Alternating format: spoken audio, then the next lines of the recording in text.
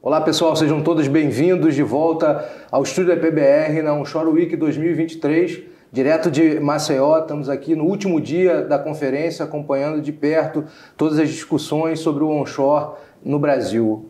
Nosso bate-papo de agora é com Márcio Félix, CEO da ANP e também presidente eleito da ABPIP e vice-presidente da Unip, né?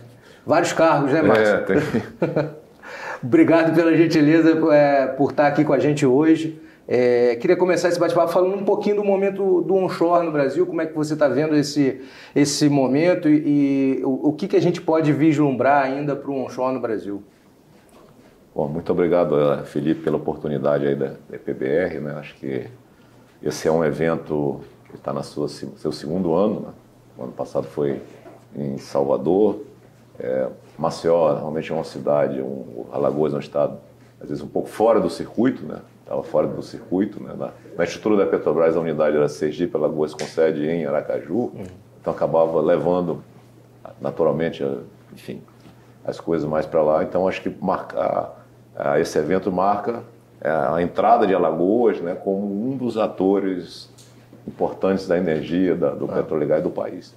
Então, o evento, acho que corre com uma leveza muito grande, vamos dizer assim, não tem briga, não tem discussão, não é uma energia positiva.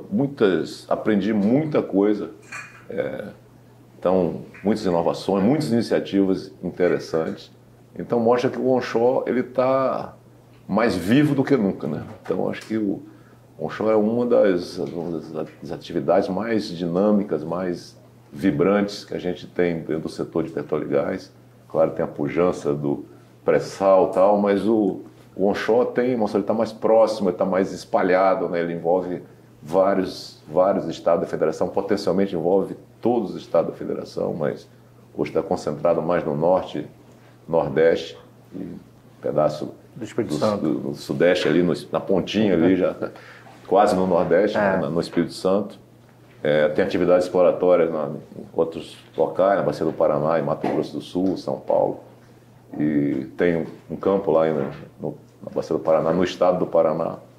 Mas, então a gente vê essa energia e vamos dizer assim, a qualidade das participações, né, da representatividade, presidente de algumas empresas importantes aí, não só do onshore, a presença de governadores, de senadores, parlamentares, enfim, ministro. Então, assim, haver a dimensão que é para um estado de Alagoas e também a dimensão de Alagoas para o Brasil. Acho que é o contraponto disso aí.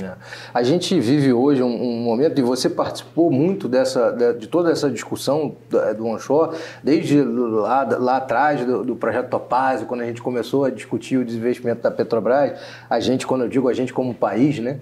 E depois a gente veio os desinvestimentos em si e outras atividades, a venda de áreas, a criação do REAT. Hoje, quando a gente olha para trás e vê em retrospectiva, a gente estava até conversando isso ontem, inclusive com a diretora da ANP, a Simone Araújo também, mudou muito, né, essa realidade do onshore daquele momento lá de trás para hoje. Mas ainda tem desafios, né? Ainda tem coisas que precisam ser feitas. Como é que você enxerga esses desafios para frente, Márcio? O que você acha que é importante a gente fazer para que o setor continue crescendo e trazendo mais investimentos para os estados? Porque, no fim das contas, o onshore tem uma coisa que só o onshore tem, que é dentro das cidades, né? É do lado das pessoas. O efeito na vida das pessoas é direto, né? Tem uma figura que eu estou vislumbrando, eu não vi fisicamente, mas está na minha cabeça, estou querendo até construí-la fisicamente, que é a comunicação que as logos dos diversos macacões das empresas trazem, né? Então, o macacão virou um sinônimo de orgulho, de que está trabalhando, que está fazendo uma coisa importante para o país, para o seu estado, para a sua região, né? O onshore é emprego, como se diz, emprego enquanto é local na veia. Então, a participação das pessoas, na vida das pessoas, principalmente nas cidades que vamos dizer assim, estão mais ligadas ao onshore. Então, isso é uma transformação a olhos literalmente vistos. Então, assim, com certeza tem vários desafios pela frente. A gente está vivendo, acho que uma conclusão de uma fase dos desinvestimentos da Petrobras, por conta de já terem alcançado praticamente todos os ativos terrestres. Então, algumas das empresas que estão hoje aí, elas vieram de um processo, vamos dizer, exploratório, como a Eneva, um exemplo. Outras vieram de aquisição pura, mas como a Origem, mas já adquiriram muitos blocos. Hoje tem mais blocos, pelo menos em número, não vou dizer em potencial, mas em número de blocos exploratórios sob concessão, tem mais com os independentes do que com as grandes empresas. Então, acho que o próximo desafio é a exploração, seja no entorno vamos dizer, na fronteira das áreas mais maduras e nas bacias de fronteira, como a Bacia do Paraná, que tem já algumas atividades, Solimões e Amazonas, assim mesmo, tendo algumas descobertas importantes, sempre é fronteira pela localização geográfica. E uma Bacia do Parecis, por exemplo, que não tem ainda nenhuma atividade. Então, acho que esse é um desafio, e eu acho que a agenda agora começa a precisar, a gente sempre de incentivo, alguma coisa, mas assim, de ter, vamos dizer assim, um tratamento mais flexível em relação ao esforço exploratório, ao programa exploratório mínimo. Né? A gente vê dentro do Ministério da Minas e Energia que tem 3 agências reguladoras, a ANEEL e a ANP nasceram mais ou menos na mesma época, mas os leilões são uma forma de fazer diferente, e a ANM, a Agência Nacional de Mineração, mais recentemente. Então, cada um tem uma prática, existem as interfaces, né? Quando, por exemplo, a estocagem de gás vai ter que se trabalhar mais lateralmente. Então, vão surgindo a produção de hidrogênio in situ.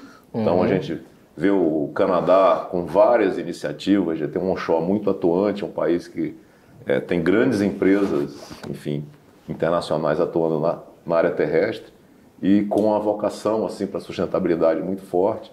Então, tem grandes exemplos de lá para a gente aplicar no onshore, seja para estocagem de gás, seja para captura de armazenagem de carbono, eventualmente utilização, e até produção de hidrogênio dentro do reservatório.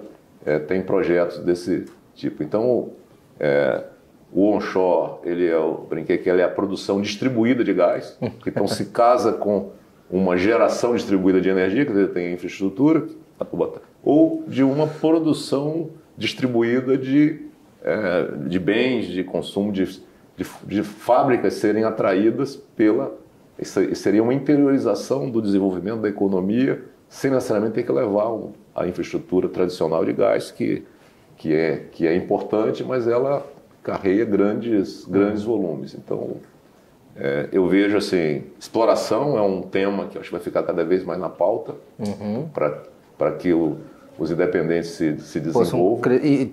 Possam fazer upsides exploratórios e usar o caixa que vem da produção que eles têm agora para procurar mais óleo, né? Isso. E aí você fazer uma descoberta próximo ao local onde você tem infraestrutura, isso é muito importante. Rápida monetização, né? Com certeza.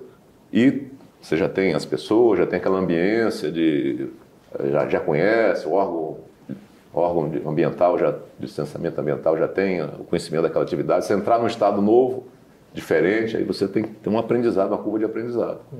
E tem, né, embaixo, né, às vezes normalmente embaixo dos reservatórios atualmente existentes, a gente tem um potencial para o não convencional, para enfim, o shale gas, shale oil.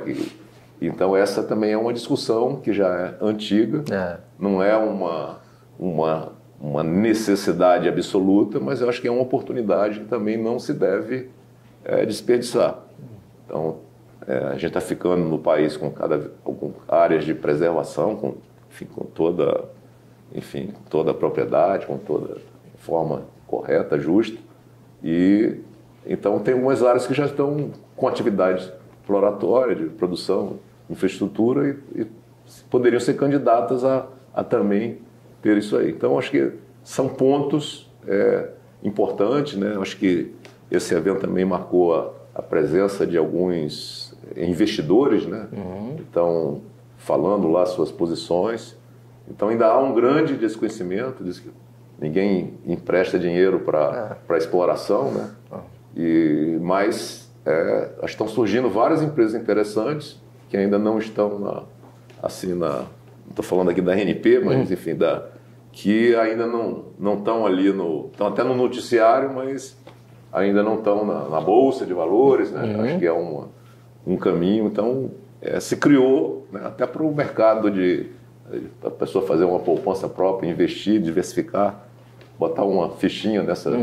Então as empresas independentes hoje que atuam no Brasil além de estar na Bolsa de São Paulo, estão na Bolsa de Toronto, estão na Bolsa de Oslo, de Estocolmo, de Frankfurt, então, de Sydney. Então a gente tem uma diversidade interessante. Você tocou num ponto, Márcio, a questão do hidrogênio, a questão de renováveis. Você sempre defendeu a criação dos ecossistemas energéticos, né? A gente conversa sobre isso há muitos anos. Você acha que isso é uma tendência natural para os independentes, eles terem que caminhar para esse movimento também?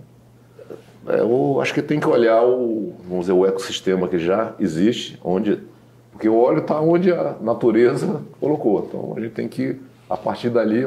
E quando a gente começa a olhar o mapa daquela determinada região, a gente começa a descobrir que tem infraestrutura de energia elétrica, que tem uma indústria, assim, que tem uma demanda, colocar os produtos, seja o gás, que é mais fácil para esse tipo de aplicação, né? O gas to air, mas eu diria que é gás, óleo para tudo, né? Para diversas aplicações. Então a gente pode... as mini refinarias, talvez de nicho, são uma oportunidade para o onshore, para agregar valor, porque o mundo mudou, o mundo com certeza está mudando, a transição energética está acontecendo, e então na área de transportes é nítido que isso aí vai acontecer. Então o petróleo ser usado para queimar, para transportar, como diesel, especialmente como diesel, né? O diesel é o primeiro a ser, vamos dizer assim, deslocado na matriz energética. Então, determinados tipos de óleo podem ser usados para asfalto, para lubrificantes naftênicos, são baixo teor de enxofre. Então, tem características, menor pegada de carbono. Então, a gente tem que saber usar isso aí e olhar o contexto. Não é chegar e vender para o óleo como se fosse um extrativismo assim, puro. Eu acho que essa vai ser uma agregação de valor. Conhecendo a região. Conhecer a região, as suas vocações e a gente criar as nossas soluções. Que a gente às vezes copia a solução, mas de um contexto totalmente diferente. Claro que é bom a gente aprender com outros, para não reinventar a roda, mas eu acho que o onshore ele vai ter sua própria autotransição energética, chamar assim. Legal. E falando um pouco da ANP, como é que vocês estão hoje posicionados? Vocês começaram recentemente um TLD, se eu estiver enganado, você me corrige, por favor. Vocês já estão... como é que está o desenvolvimento desses projetos? O que vocês estão olhando aí para o futuro? Nós somos uma empresa...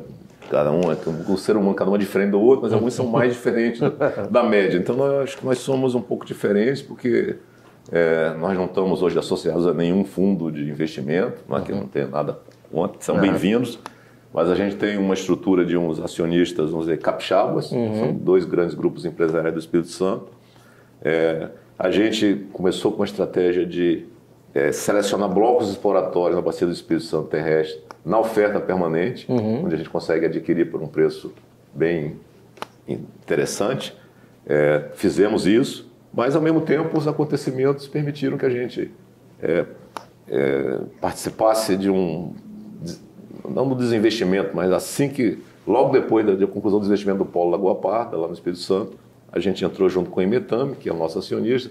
Então a gente começou a trazer para cada grupo de negócio, a gente começou a trazer parceiros diferentes.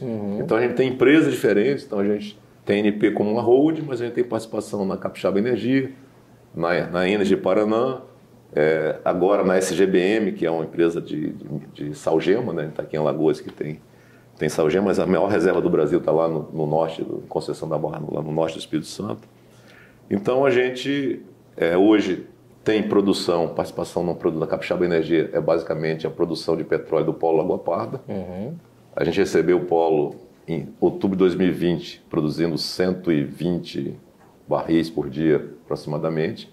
Ele está produzindo hoje uns 450 barris por dia, então quase quadruplicou a produção. Estamos começando o aproveitamento de gás lá, também com micro o micro gas to ar, né? Então a gente botou uma geração de energia elétrica para aproveitar o gás que estava sendo queimado para gerar energia para a própria unidade. Empresa, e daqui a pouco a gente vai estar precisando até vender energia para o sistema. Ah, legal. Então, temos 2 descobertas de óleo nesse polo de blocos exploratórios. Batuíra foi declarada comercialidade recentemente. E tem outra descoberta que é Vida, que está também num teste de longa duração. A gente está em algumas áreas inundáveis, então com esse regime de chuva aí recente, as áreas ficaram muito tempo debaixo d'água, então ele teve que dar um tempo. Temos mais 11 blocos exploratórios no Espírito Santo, um deles inclusive com parceria com a Secret. Então a gente tem essa característica de ir buscar se integrar. E estamos na bacia de Tucano Sul, na Bahia, onde a gente tem 4 blocos exploratórios e temos uma descoberta de gás, que é Abundância, o nome dado para essa descoberta, para o LEED, para a oportunidade exploratória. E estamos num teste de longa duração, o teste está indo bem, nós estamos produzindo cerca de 40 mil metros cúbicos por dia, né? O teste é para produzir 50 mil, mas estamos produzindo 40 mil, não por falta de capacidade do poço, mas o desafio aí é o excesso de capacidade, porque a gente tem que restringir muito o poço, e aí quando você restringe um poço de gás, a descompressão causa um congelamento, fica tudo branquinho, né? Tudo, e aí, certa hora da madrugada, congela, tudo tem que fechar o poço, então a gente está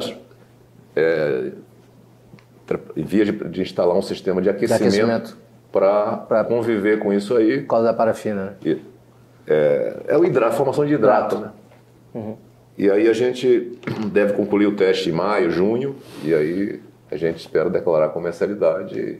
Estamos conversando com os atores do mercado visando a comercialização desse gás. Então, dentro de todo esse contexto, né? Então, é isso que nós temos. E você acha que é um caminho natural vocês buscarem mais áreas exploratórias também, ou o momento agora é de explorar o que vocês já têm?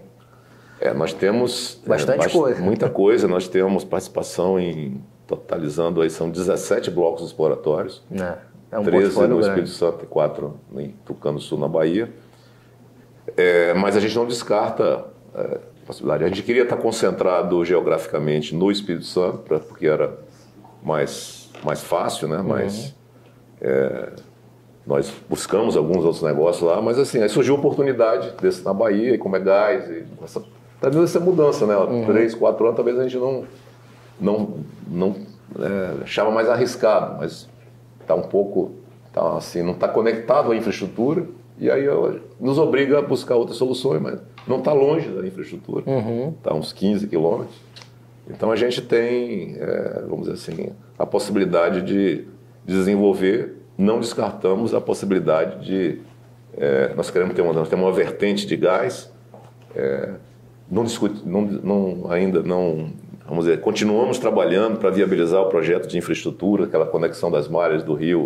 Ia ser a minha próxima pergunta. Opa. Então, assim, a gente tem um pilar de óleo, e óleo e salgema, que vamos dizer assim, era um pilar que está na mesma região. Pouco gás no Espírito Santo. O Tucano tem um grande potencial de gás, então a gente tem essa descoberta, e o que a gente já estudou até agora mostra que os blocos que nós estamos têm um potencial significativo, então a gente vai concentrar lá, e eu não descarto da gente ter mais áreas, seja no Espírito Santo, seja na Bahia, Tucano ou até Recôncavo, na mesma região. Então, assim, nós somos uma empresa que acredita na exploração. Nosso plano original era entrar na exploração, em 3 anos fazer uma descoberta, em 5 anos estar produzindo. Só que fomos os acontecimentos, mas a gente mantém o interesse, a importância. E aí a gente vê que está na hora, como eu falei no início aqui da nossa conversa, de se olhar mais da regulação. Eu vi a ANP aí falando de simplificar vamos dizer assim, a oferta permanente. E a oferta permanente foi criada para estar continuamente uma área sendo oferecida, e agora um leilão anual. Então, acabou virando o que era antes. Isso, mas de uma maneira colocando... Então acho que precisa talvez dividir em 2 grupos, né? Alguns blocos merecem estar num leilão, com aquela imprensa toda, aquela... Senão perde a graça, né? E alguns, acho que mais, enfim, de menor porte, podem estar no dia a dia, né? Você citou o caso do gás e vocês quando adquiriram e quando entraram no projeto Lagoa Parda veio a infraestrutura para gás também, né? Vocês têm lá uma PGN, tem... como é que vocês estão desenvolvendo esse projeto hoje? Qual que é o caminho que vocês veem para ele? Porque todo mundo que está aqui diz que infraestrutura é um problema, e vocês têm, né? A gente tem um paradoxo, né? A gente tem uma infraestrutura, mas não tem um gás suficiente para ocupar a infraestrutura. Então, a estação de Lagoa Parda está exatamente na confluência ali do Gazene com o gasoduto Lagoa Parda Vitória. E então que daria uma flexibilidade enorme para a gente. Ainda está quase no entroncamento também do gasoduto da S-Gás que vai para Linhares. Esse foi inaugurado aí recentemente. Então a posição geográfica ali é espetacular. A gente tem dutos conectando a Cacimbas, ou seja, o gás poderia vir do mar e chegar lá. Então mas isso requer uma série de articulações, uma série de entendimentos, não só da questão de regulação, mas com os novos entrantes, né, na bacia do Espírito Santo Mar, como a 3R, que está lá em Peruá, como a BW, que ainda está em via de chegar ao close. Então eles vão ter um gás a ofertar, mas o polo norte capixaba também tem uma demanda muito grande de gás para, como se diz, para injeção de vapor. Então é uma nova... Tem que olhar esse ecossistema e ver como que a gente faz isso. Mas a gente pensa, né, o que a gente estudou, assim, a malha de gasodutos do Espírito Santo Marítima, ela, vamos dizer assim, tem um projeto, tem um dos dutos, que é o chamado Sul-Norte Capixaba, que vai pelo litoral do Espírito Santo, em águas rasas, desde a altura de Anchieta, ali no sul do estado, até Linhares, no norte. Então o que a gente pensou foi prolongar esse duto e conectar com a malha da Bacia de Campos, dar uma flexibilidade muito grande porque o desafio hoje, você tem duto que vai tudo para uma planta só. Então vai promover uma concorrência entre as plantas e aumentar a capacidade em cerca de 15 milhões de metros cúbicos por dia. É um volume considerável. É um volume muito significativo, né? Então, existe a capacidade disponível hoje nas plantas do Espírito Santo que beira os 20 milhões de metros cúbicos por dia. São mais 3 plantas. Mas, por exemplo, se a gente levar 15, mas é 15 a 20. Então, você pode, eventualmente, nessa discussão de não, vamos dizer assim, de diminuir a injeção de alguma forma, surgir um gás novo, com a PPSA fazendo essa articulação, fazendo swap de óleo por gás. Então, eu gosto de olhar essas equações estratégicas, então eu vejo nesse movimento a oportunidade de viabilizar essa infraestrutura e o país ter mais 15 milhões de metros cúbicos por dia disponíveis no mercado. Você acha, então, por exemplo, que essa estratégia agora que o governo está tentando montar, desse swap que você citou agora, da PPCA, do óleo pelo gás, pode ajudar, então, a desenvolver o mercado de midstream para o gás offshore? Exatamente, porque tem um movimento também de projeto de lei que temos discutido, né, que acho que agora o senador Laércio Oliveira, ele resolveu pegar o tema do gás aí e, enfim, está também levantando essa discussão, tem a questão dos fertilizantes também. Então, gás para fertilizante, gás para geração de energia elétrica, gás para planta petrogás química, enfim, usando salgema também para produzir plástico, enfim, alguns... Então, essa conjunção de coisa lá, a chegada de um gasoduto desse vai dar uma flexibilidade grande e vai permitir um maior equilíbrio, né? Porque a chegada em Cabiúnas, né? Ou ali entre Rio e Macaé, você vai ter a rota 3, chegando lá no Gaslub, mais ou menos metade do caminho. Tem o projeto aí Pão de Açúcar, levando mais 15 milhões de metros cúbicos por dia, levando 20, então há uma super concentração de gás, vai encargar... Ainda tem Gato do Mato também, né? Tem Gato do Mato. Então, assim, então tem como... Cabiúna já opera quase na plenitude, então você tem condição de injetar na malha vamos dizer, da TAG, aí no Gazene, já no norte do Espírito Santo, e você tem uma avenida, eu brinco, tem uma estrada de 1.400 quilômetros para você colocar térmicas, colocar indústria, colocar o gás, vai, e também vai da Bahia vai daqui de Alagoa para lá, então assim, da onde a molécula vem, não importa muito, mas ter isso leva a uma reindustrialização. A gente viu aqui o interesse das pessoas de, tem o gás, mas a gente quer ter negócio aqui. É isso. Quer ter a indústria. Então, é uma oportunidade, esse é um projeto grande, é um projeto mais estratégico, vamos chamar assim, e eu estou voltando, acho que com essas sinalizações do novo governo aí, acho que é possível a gente sonhar em acelerar com esse projeto. Legal. Márcio, obrigado pela gentileza, mais uma vez, de abrir um espaço na agenda para bater um papo com a gente aqui. Obrigado a você que está assistindo a gente. Continue acompanhando a Onshore Week 2023 pelos canais da Agência PBR.